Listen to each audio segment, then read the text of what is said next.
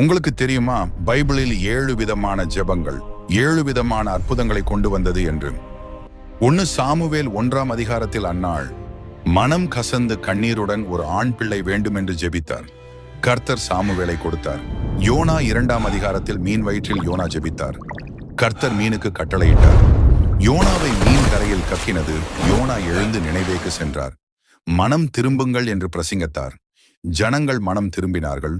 கர்த்தர் பட்டணத்தை அழிக்காமல் காத்தார். தானியேல் 2ஆம் அதிகாரத்தில் நெபுகாத்நேச்சர் ராஜா ஒரு சொப்பனத்தை கண்டார். அதை பூர்ணமாய் நினைவில் கொள்ளவில்லை. சொப்பனத்தையும் அர்த்தத்தையும் சொல்ல வேண்டும் என்று கட்டளையிட்டார். தானியேல் கர்த்தரை நோக்கி ஜெபித்தார். கர்த்தர் சொப்பனத்தையும் அதன் அர்த்தத்தையும் வெளிப்படுத்தினார். ஆதியாகமம் 32ஆம் அதிகாரத்தில் யாக்கோபு, நீர் என்னை ஆசீர்வதித்தாலொழிய உம்மை போகவிடேன் என்று போராடினான். கர்த்தர் அவனை ஆசீர்வதித்து அவன் பெயரை இஸ்ரவேல் என்று மாற்றினான். 1 ராஜாக்கள்